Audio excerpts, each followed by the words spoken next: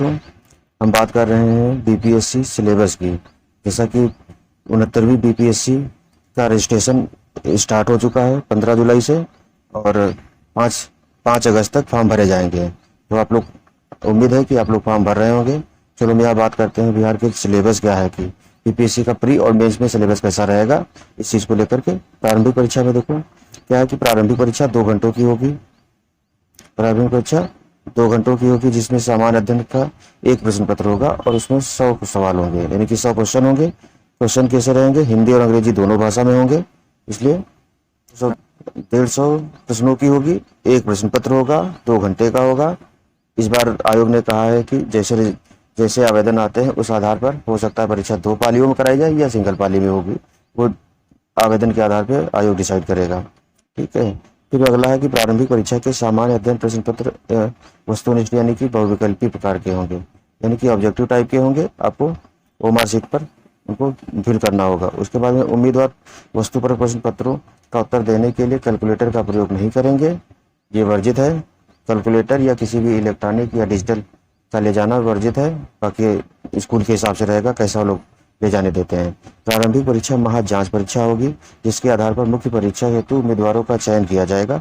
इसमें प्राप्त किए गए अंकों का मुख्य परीक्षा से कोई संबंध नहीं है, यानी कि उसमें परीक्षा में ऐड नहीं होंगे, सिर्फ क्वालिफाइंग नेचर के, बट क्वालिफाइंग करना बहुत जरूरी है। और इसके लिए क्या है, आयोग द्वारा निर्धारित न्यूनतम अर्हतांक प्राप्त करना अनिवार्य होगा। मुख्य परीक्षा के लिए चुने जाने वाले उम्मीदवारों की कुल संसूचित रिक्तियों की 10 गुना होगी, यानी कि मेंस में जितनी भी पोस्ट हैं, अभी 369 बीपीएससी के लिए 379 पोस्ट हैं, इनका 10 गुना होगा। जितना भी आप मेंस में जो बुलाए जाएंगे, इनका 10 गुना बुलाया जाएगा। ठीक है, इस तरीके से बुलाया जाता है। फिर प्रारंभिक परीक्षा के प्राप्तांकों के जोड़ की शुद्धता जांच कराने एवं इसके प्राप्तांक निर्गत करने का प्रावधान नहीं किया गया है, ये चीज आप लोग समझ लीजिए। ठीक है। उसके बाद में है कि मुख्य परीक्षा, देखो प्रारंभिक परीक्षा में इस तरीके से होगा। अभी आगे डिटेल सिलेबस दिया है, पहले दे रहा है कि कैसे कैसे मेंस का पेपर कैसे होगा और प्री का पेपर कैसे होगा। तो प्री का पेपर बता दिया, अभी मेंस की बात करते हैं। मेंस में क्या है कि 3 क्वेश्चन होंगे आपके, इसमें से एक होगा सामान्य हिंदी, 100 अंक का रहेगा। समय सबके लिए 3 घंटा ही रहेगा। उसके सामान्य अध्ययन प्रश्न पत्र 1 300 अंक का रहेगा, समय 3 घंटे। सामान्य अध्ययन प्रश्न पत्र 2 300 अंक का रहेगा, इसका भी टाइम 3 घंटे का रहेगा। जो सामान्य हिंदी है वो 30%, उसमें मिनिमम आपको 30% अंक लाने हैं, जो कि क्वालिफाई नेचर का रहेगा, यानी कि उसके अंक जुड़ेंगे नहीं आपकी मुख्य परीक्षा में, उसके अंक ऐड नहीं होंगे। सिर्फ क्वालिफाइंग करना है। कितने? 30% अगर आप लाते हैं तो उसको क्वालिफाई हो जाएगा। ठीक है। उसके बाद जो ऐच्छिक विषय है, यानी कि ऑप्शनल सब्जेक्ट आपका जो रहेगा, वो उसका मानक लगभग वही होगा जो पटना विश्वविद्यालय के 3 वर्षीय ऑनर्स परीक्षा का होता है। जो बीए ऑनर्स या इस तरह की ग्रेजुएशन ऑनर्स से करते हैं, उसका जो सिलेबस रहता है उसी के अकॉर्डिंग लगभग आपका मुख्य परीक्षा का ऐच्छिक विषय, उसका भी स्टैंडर्ड वही रखा जाएगा। और जो ऑप्शनल, आप इनमें से देखो ऑप्शनल विषय का नंबर कितने हैं, तो 300 हैं, और इनमें से आप कोई एक विषय चूज कर सकते हैं। इतने दिए गए हैं, इन विषय में से 4 कोड नंबर 4 से लेकर के 37 तक के दिए गए हैं। 37 विषय, इनमें से कोई विषय आप चूज कर सकते हैं। ठीक है। और इसकी भी अवधि, जो परीक्षा की अवधि रहेगी, वो 3 घंटे की रहेगी। उसके बाद में इस बार से 69 बीपीएससी में कर क्या दिया है कि जो परीक्षा ऑप्शनल सब्जेक्ट है वो क्या रहेगा आपका, जैसे जनरल हिंदी था उस तरीके से क्वालिफाई नेचर का कर दिया गया कि मिनिमम 30% आपको नंबर लाने पड़ेंगे, और उसके बाद आप उसके नंबर ऐड नहीं होंगे।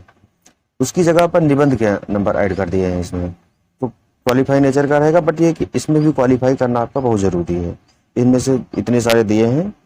उसके बाद में नीचे इनका डिटेल्ड एनालिसिस भी दिया गया है, तो आप जो भी आपका ऑप्शनल रहता है उसको नीचे देख लीजिएगा। पीडीएफ हम टेलीग्राम पे शेयर कर देंगे, तो वहां से भी आप देख सकते हैं। ठीक है। इसमें से कृषि विज्ञान, मानव विज्ञान, रसायन विज्ञान सारा है, 4 से लेकर के 37 तक दिया है, तो उसको आप अपने हिसाब से देख लीजिएगा। ठीक है। आगे हम लोग बात करते हैं कि जो प्रश्न पत्र कैसे रहेंगे, तो हिंदी और अंग्रेजी दोनों में होंगे, यानी कि मुख्य परीक्षा के प्रश्न पत्र हिंदी अंग्रेजी दोनों रहेंगे।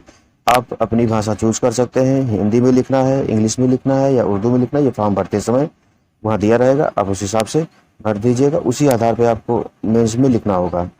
अगर आप उसके चूज किए गए ऑप्शन के अलावा दूसरे में लिखते हैं तो उसकी छूट नहीं दी जाएगी। उसके बाद उम्मीदवार चाहे तो ये चाहे तो केवल तकनीकी शब्दों, वाक्यांशों, उद्धृत अंशों का यदि कोई है तो उसका विवरण अंग्रेजी भाषा में भी दे सकते हैं। मतलब अपनी भाषा जो उन्होंने लिपि या भाषा चूज की है उसके अलावा साथ साथ अंग्रेजी भाषा में रूपांतर दे सकते हैं। ठीक है, अंग्रेजी रूपांतर तो उसको जैसे आपने देवनागरी लिपि में लिखा है, उसको देवनागरी लिपि में लिख रहे हैं तो कोटेशन शब्द है, कोटेशन को अगर आपको हिंदी में नहीं याद आ रहा है तो कोटेशन शब्द देवनागरी लिपि में ही करना क्या है कि कोटेशन ऐसे करके लिख देना है। ठीक है, अब ये चीज़ हमें लगता है आप लोग समझ गए होंगे।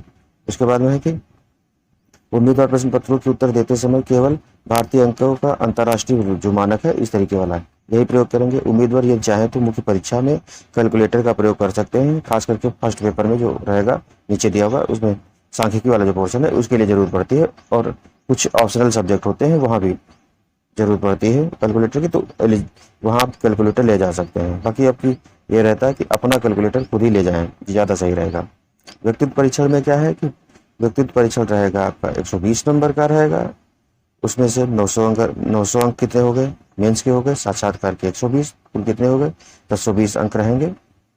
ये तीन जो इस बार 69 बीपीएससी आया है, 69 बीपीएससी, सीडीपीओ और वित्त विभाग वाली जो पोस्ट है उन तीनों के लिए 1020 का रहेगा, और जो उपाधीक्षक जो पोस्ट आई है उसकी तकनीकी वाली उसमें 1320 का रहेगा। उसमें नंबर जुड़ गए हैं, मेंस के नंबर 1200 हैं प्लस 120 नंबर इंटरव्यू के रहेंगे तो 1320 नंबर हो गए हैं इसमें, बाकी सब में 1020 ही रहेंगे। ये भी खास करके बीपीएससी का सिलेबस ये है, तो अब की कुछ पोस्ट उसमें एक्स्ट्रा ऐड की गई तो उनका उसी हिसाब से बढ़ घट गया है। बाकी बीपीएससी के लिए सेम क्राइटेरिया यही रहेगा, 1020 ही टोटल मार्क्स रहेंगे, इसी में से आपकी मेरिट बनेगी। आगे है कि प्रारंभिक परीक्षा का जो पाठ्यक्रम है वो कैसे कैसे है। तो जो सामान्य विज्ञान रहेगा, सामान्य विज्ञान में राष्ट्रीय तथा सामान्य विज्ञान, अंतर्राष्ट्रीय महत्व की समसामयिक घटनाएं वो करंट अफेयर्स रहेंगी, भारत का इतिहास तथा बिहार के इतिहास की प्रमुख विशेषताएं इसमें शामिल की जाएगी। बिहार के इतिहास में खास करके राष्ट्रीय आंदोलन, उसके बाद जनजातीय आंदोलन, बिहार में हुए आंदोलन, कृषक आंदोलन, बिहार की जो प्राचीन इतिहास में महत्वपूर्ण भूमिका रही है उसके बारे में, पाल कला रहेगी, मथुरा मधुबनी पेंटिंग वगैरह इनसे रिलेटेड क्वेश्चन रहेंगे। उसके बाद भूगोल के बारे में बात करेंगे तो बिहार के प्रमुख भौगोलिक प्रभाव तथा यहाँ की महत्वपूर्ण नदियाँ, भारत की राज्य व्यवस्था, महत्वपूर्ण नदियाँ रहेंगी, और मानव भूगोल जो भी बिहार के परिपेक्ष में भूगोल है वो सारी चीज़ें रहेंगी। भारत की राज्य व्यवस्था और आर्थिक व्यवस्था, आज़ादी के पश्चात बिहार की अर्थव्यवस्था के प्रमुख परिवर्तन, किस तरीके से बिहार में आर्थिक विकास हुआ है उसका लेकर के, भारत की राष्ट्रीय आंदोलन तथा बिहार का इसमें योगदान, ये सारी चीज़ें किसमें रहेंगी आपके भूगोल वाले, जो भूगोल के सामान्य भूगोल और राज्य व्यवस्था, अर्थव्यवस्था, उसके बाद में है अंतर्राष्ट्रीय भारत का राष्ट्रीय आंदोलन, तो इसमें बिहार का योगदान, इन सब कुछ चीज़ों को लेकर के ये था आपका क्या है कि प्रारंभिक परीक्षा में इन चीज़ें रहेगी। अच्छा, इसमें क्या क्या रहेगा सामान्य विज्ञान में, तो सामान्य इधर भी दे दिया है कि सामान्य विज्ञान में आपकी जो चीज़ें रहेंगी उनको हम लोग देख लेते हैं कि सामान्य विज्ञान के अंतर्गत दैनिक अनुभव तथा प्रेक्षण से संबंधित विषय, यानी कि विज्ञान की सामान्य जानकारी तथा बोध पर ऐसे प्रश्न पूछे जाएंगे कि एक सुशिक्षित व्यक्ति से ऐसी अपेक्षा की जाती, ज़्यादा लेवल हाई नहीं रहेगा, बट ये कि एक्चुअल भी रह सकते हैं क्योंकि रहते हैं इस बार हर बार क्वेश्चन। फिर इतिहास के अंतर्गत विषय के सामाजिक, आर्थिक और राजनीतिक परिप्रेक्ष्य में विषय की सामान्य जानकारी पर ध्यान दिया जाएगा। उसके बाद परीक्षार्थियों से आशा की जाती है कि वे बिहार के इतिहास की मुख्य घटनाओं से परिचित होंगे। भूगोल के विषय में भारत तथा बिहार के भूगोल पर विशेष ध्यान दिया जाएगा। बिहार तथा भारत का भूगोल के अंतर्गत देश के सामाजिक, आर्थिक भूगोल से संबंधित प्रश्न होंगे, जिसमें कृषि, प्राकृतिक साधनों की प्रमुख विशेषताएं सम्मिलित होंगी। भारत की राज्य व्यवस्था और आर्थिक व्यवस्था के अंतर्गत देश की राजनीतिक प्रणाली, पंचायती राज, सामुदायिक विकास, भारतीय योजना, बिहार के संदर्भ में खास करके संबंधी जानकारी परीक्षण किया जाएगा। भारत के राष्ट्रीय आंदोलन, यानी कि इतिहास वाले पोर्शन में भारत के राष्ट्रीय आंदोलन के अंतर्गत 19वीं शताब्दी के अंतर्गत जो पुनरुत्थान के स्वरूप स्वभाव, पुनरुत्थान का जो यानी कि पुनर्जागरण या पुनरुत्थान कहें इसको, जो हुआ था उसका स्वभाव, स्वरूप, भारत राष्ट्रीयता का विकास कैसे हुआ, स्वतंत्रता प्राप्ति के संबंध में से संबंधित प्रश्न पूछे जाएंगे। परीक्षार्थियों से इसमें आशा की जाती है कि वे भारतीय स्वतंत्रता संग्राम में बिहार की भूमिका पर पूछे गए प्रश्नों का भी उत्तर देंगे। ये तो जाहिर सी बात है कि आप लोग बिहार के विशेष परिप्रेक्ष्य में थोड़ा बहुत तैयार करके रखें अपना, ठीक है। आगे बाकी हम भी यहाँ से प्रयास करेंगे कि बीपीएससी प्री होने से पहले काफ़ी कुछ यहाँ से कवर करा दिया जाए आपका। बाकी आप लोग अपनी तरफ से भी प्रयास करते रहिएगा। मुख्य परीक्षा का जो पाठ्यक्रम है उसमें पहला पेपर तो किसका है, पहला पेपर हम देखेंगे सामान्य हिंदी का है। ये सारे अनिवार्य विषय हैं। अनिवार्य विषय में पहला है सामान्य हिंदी का, उसके बाद में पहला विषय है सामान्य हिंदी का। सामान्य हिंदी में बिहार, इसमें कहा गया कि इसका स्तर कैसा रहेगा, तो इस प्रश्न पत्र में बिहार विद्यालय परीक्षा समिति के माध्यमिक यानी कि सेकेंडरी स्तर के होंगे। परीक्षा में सरल हिंदी में अपने भावों को स्पष्टता एवं शुद्ध रूप में व्यक्त करने की क्षमता और सहज बोध शक्ति की जांच समझी जाएगी, ठीक है। इसमें क्या है कि जो सामान्य हिंदी का प्रश्न पत्र रहेगा 100 अंकों का, उसमें से 30 अंक का निबंध रहेगा, 30 अंक की व्याकरण रहेगी आपकी, 30 अंक का वाक्य विन्यास रहेगा और 15 अंक का संक्षेपण रहेगा। सामान्य हिंदी के बाद में हम बात कर रहे हैं सामान्य अध्ययन की। सामान्य अध्ययन के 2 प्रश्न पत्र होंगे, प्रश्न पत्र 1 और 2। प्रश्न पत्र 1 में क्या रहेगा आपका कि प्रश्न पत्र 1 में भारत का आधुनिक इतिहास, यानी कि सामान्य अध्ययन प्रश्न पत्र 1 में भारत का आधुनिक इतिहास और भारतीय संस्कृति, राष्ट्रीय तथा अंतर्राष्ट्रीय महत्व के वर्तमान घटना चक्र, यानी कि आपकी करंट अफेयर्स में, करंट अफेयर से भी क्वेश्चन रहेंगे। उसके बाद सांख्यिकी विश्लेषण आरेखन। देखो दोनों प्रश्न पत्र में 3-3 पार्ट होंगे, 3 पार्ट में यानी कि टोटल 8 क्वेश्चन होंगे।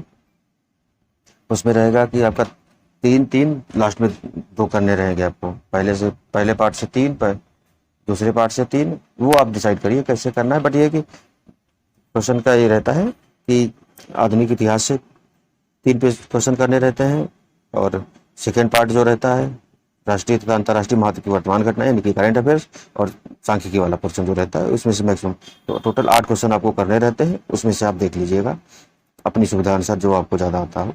दूसरा प्रश्न पत्र जो रहेगा उसमें क्या है कि भारतीय राज्य व्यवस्था यानी कि governance and polity and governance रहेगा। आईआर का पोर्शन भी इसी में शामिल रहेगा। भारतीय अर्थव्यवस्था और भारत का भूगोल सेकेंड पोर्शन में रहेगा। भारतीय अर्थव्यवस्था और भारत का भूगोल बिहार के परिप्रेक्ष्य में भी रहेगा। भारत के विकास में विज्ञान और प्रौद्योगिकी की भूमिका थर्ड पार्ट में रहेगी। ये 3 पार्ट उसमें रहेंगे, 3 पार्ट इसमें 8-8 क्वेश्चन का रहता है। 3 घंटे में आपको लिखना रहेगा और अंक 300, ये तो आपको पता ही है।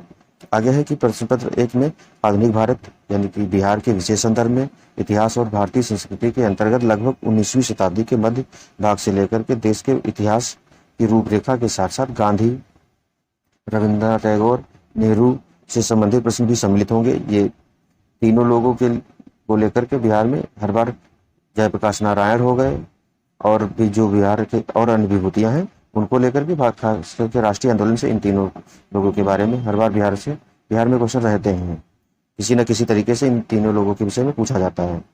उसके बाद लेकर से गांधी जी हो गए और संबंधित प्रश्न सम्मिलित रहेंगे। बिहार के आधुनिक इतिहास के संदर्भ में इस प्रश्न पत्र के आधुनिक इतिहास के संदर्भ में इस क्षेत्र से में पाश्चात्य शिक्षा, प्रौद्योगिकी शिक्षा समेत के आरंभ और विकास से पूछे जाएंगे। इसमें भारतीय स्वतंत्रता संग्राम में बिहार की भूमिका से संबंधित प्रश्न रहेंगे।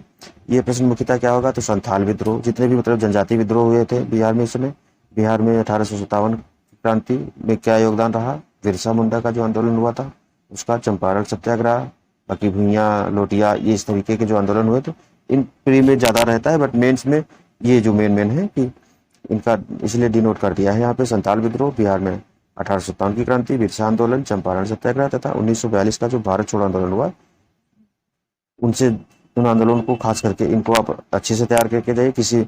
हर बार किसी न किसी एक से क्वेश्चन तो रहता ही रहता है।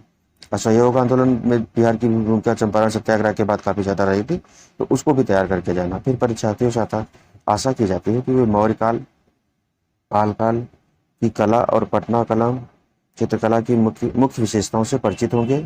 इसमें मधुबनी पेंटिंग भी आपकी शामिल रहेगी। तो पटना कला, मधुबनी पेंटिंग, मौर्य काल, पाल काल और की कला वगैरह के कला और इतिहास के बारे में क्वेश्चन रहते हैं। सांख्यिकी विश्लेषण आरेखन और सचित्र निरूपण से संबंधित विषयों में सांख्यिकी आरेखन या चित्रांकन चित्रात्मक रूप से प्रस्तुत सामग्री की जानकारी के आधार पर सहज बुद्धि का प्रयोग करते हुए कुछ निष्कर्ष निकालना। इसमें मतलब सांख्यिकी स्टैटिक्स वाला पोर्शन पूरा रहेगा। उसमें काफ़ी कुछ रहता है आपके पास। अब इसी के लिए जो कैलकुलेटर के ऊपर बात हुई है वो इसी में यूज आता है आपका, कि वहाँ गणनाएं करनी होती तो इससे हो जाती हैं, इस वजह से इसको अलाउ किया गया है। फिर प्रश्न पत्र सेकेंड में हम देखेंगे तो उसमें क्या है कि इसमें भारतीय राज्य व्यवस्था से संबंधित खंड में भारत की तथा बिहार की राजनीतिक व्यवस्था से संबंधित प्रश्न होंगे। भारतीय अर्थव्यवस्था और भारत तथा बिहार के भूगोल से संबंधित खंड में भारत की योजना, भारत के भौतिक, आर्थिक और सामाजिक भूगोल से संबंधित प्रश्न पूछे जाएंगे। भारत के विकास में विज्ञान और प्रौद्योगिकी के महत्व और प्रभाव से संबंधित तीसरे खंड में प्रश्न पूछे जाएंगे, जो भारत तथा बिहार में विज्ञान और प्रौद्योगिकी के महत्व के बारे में उम्मीदवारों की जानकारी की परीक्षा करेंगे।